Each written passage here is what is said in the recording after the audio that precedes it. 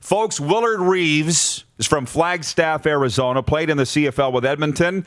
The Winnipeg Blue Bombers, 5 seasons there. Great run for Winnipeg. And then into the NFL with the Dolphins and Redskins. Grey Cup champion in 1984. Multiple-time CFL All-Star. 4-time All-Canadians. Won the Jackie Parker Trophy, the CFL's most outstanding player in 1984. I'm sure, Willard, you never get tired of hearing those stats. And I'm so excited to get you on. I'm so excited to get you on the air because I don't know. I'm sure your boys have never mentioned me, but I'm a huge fan of both of them, Jordan and Ryan. And I appreciate you taking the time today. I'll just say, how you doing, Willard? I'm doing well. How about yourself? Good. Can you hear Now, me? yeah, I can hear you. I can hear you just great. Okay. So, Willard, I'm good friends with Steve Getzlaff, Ryan and Chris's dad. Never gets tired of talking about his boys.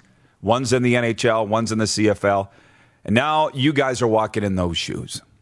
My burning question to you is, what is it like being Jordan and Ryan's dad right now? I'm very proud, Dad, to be honest with you. These guys decided to do something, and they went with it full bore, and now they are it's a delight watching them both. We drive out, me and the wife, we drive out to Saskatchewan when Jordan is playing. Unfortunately, CFL's not playing this year. And Ryan, it's truly an honor to watch my kids play. I'll tell you, you probably could tell a lot of parents some things about raising them because I'm sure the NHL and the CFL weren't necessarily what you were thinking about. You were just trying to get them into sports. And we can talk about that. But first of all, their closeness, Willard, is what really I admire the most. Has it always been that way? Yes. They've always been close from day one. These boys love each other to death. They'll do anything for each other. As a matter of fact, Jordan was Ryan's best man at his wedding, and a proud moment to see that as well. And but the kids are just a delight, and raising them was a lot of fun, believe it or not. But a handful, I'm sure. I've seen the school pictures. Those guys look like just a couple of little devils. They had to have had boundless energy. So to see where they've ended up, did you think that this was possible? Did you ever think about it when they were little playing in sports? Well, me and his mom, we never pushed them to go into any particular sport. You always hope that your kids would, fulfill their dreams, either being a professional football player or a hockey player or a basketball player. With Jordan, with multi-sports.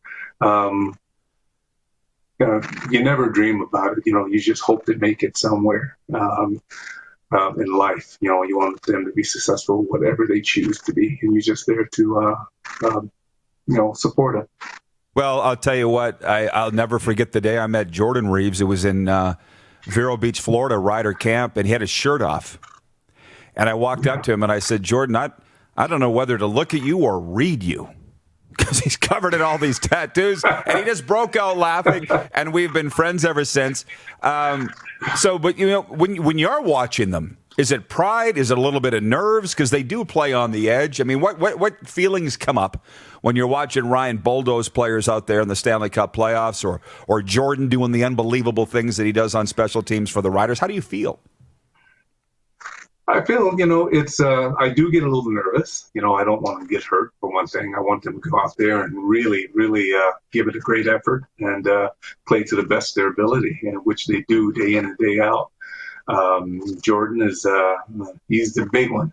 He's a defensive end that, he started off as a receiver, then went to the defensive back, and Chris Jones finally put him at defensive end, and you can't stop the guy. He's just a complete monster.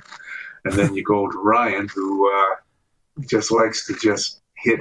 He plays the game of hockey like he played football when I coached them, both of them actually.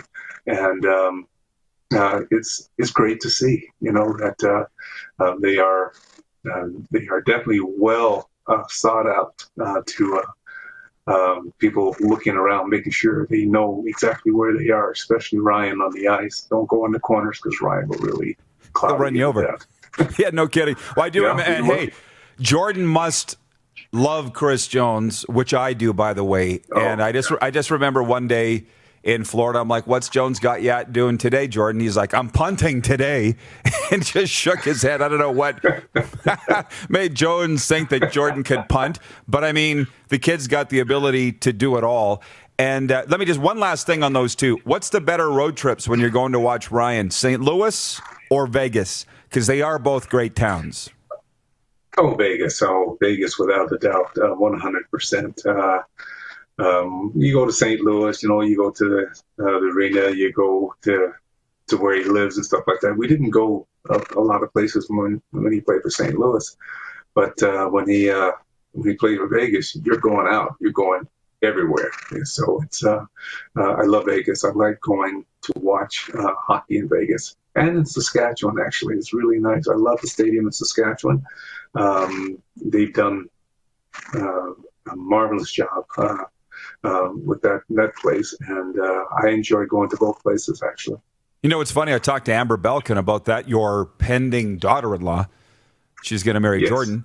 And she said, Mosaic Stadium, T-Mobile Arena, not much difference. Both madhouses. And I couldn't agree more. I can't wait for their kids to come down the pipe, by the way. Imagine, talk about athletic abilities. Yeah. But anyways. We'll have 9 of them. Yeah. Wouldn't that be something? Yeah. We got a question here. We got a few. Willard Reaves with us, by the way. Bombers great. I want to say football great. Craig Campbell from the Hockey Hall of Fame's watching in downtown Toronto. He says, Can we ask Willard Reaves what he knew about Canada and the CFL prior to his arrival? How did those thoughts change once he became a Blue Bomber? What brought you to Canada, Willard, and what was your initial take?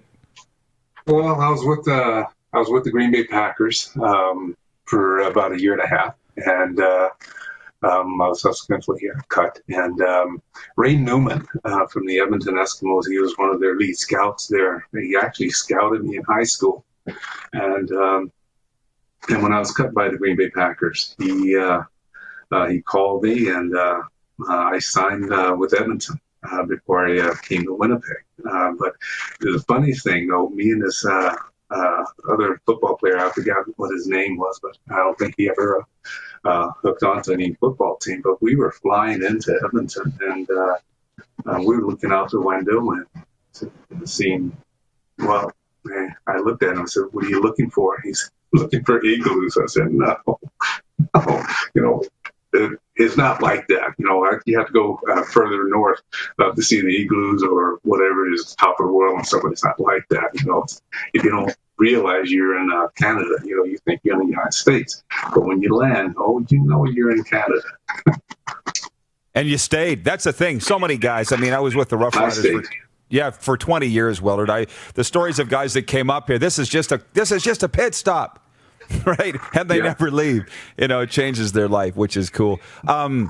Jeff in Calgary, Stampeders fan, says that the 1980s was a decade of decadence for the Winnipeg Blue Bombers. Can you talk about that, Willard? I mean, you guys wait 30 years to win a Grey Cup in this year, and then the world ends. It was quite a drought in between. The 80s must have been a hell of a time in Winnipeg. Well, when I arrived in Winnipeg, it was 22 years. Actually, it was 21 years. I arrived in 1983. We didn't make it to the Grey Cup. We lost against the BC Lions in the Western Final that year. But 1984, when we went to the Grey Cup, I had no inkling of just how dire it was to win a Grey Cup for the Province of Manitoba and all the Bomber fans. When we won that thing, I mean, it didn't hit me until much later, saying that, wow, we did something that was that people were looking for 22 long years, and the drought and the city just went completely over the top. It was unbelievable. It was one of the greatest feelings afterwards that you can ever experience. Your thoughts on the CFL as we sit here today, Willard, where we're going, and what do you think this season cancellation will do to the league? Oh, That's a good question. Totally disappointed that they're not going to have a season this year. But in saying that with my disappointment, I do understand it. I understand the plague and how it spreads, and I have a kid there, and everybody else has their kids and stuff like this, and you never want to see anybody catch this plague. It was the right decision. I know, although a very difficult decision, it was the right decision. You're trying to corral a whole bunch of players and put them in the Eagle like you're doing with the National Hockey League. It just won't work. It just won't work. You can't get American ball players up here and tell them to stay, not stay in a confined area, because they won't do it. They'll get out and do whatever. Others would do the same thing, but it was the right decision by the CFL. Unfortunately, they're not playing because I really wanted to watch my son this year. No kidding, and you burn a year, and as you know, careers are short. You don't get it back. That's just a fact. Well, hey, Willard, we're going to end it there anyways. Can you hear us now? I can't hear you. Okay. Now, Clark tells me that again. So, I was just saying, it's too bad to see Jordan burn a year because you don't get those years back. And Charleston Hughes was on here last week saying, he goes, I'm 36. How do you think I feel? Right? So it is just a very, very, very tough time. And he's chasing a CFL sack record too, by the way, as you well know. Yes, but Willard, I'll just say this. Of all my Winnipeg friends, I have many, and they're growing. They have nothing but the best things to say about you.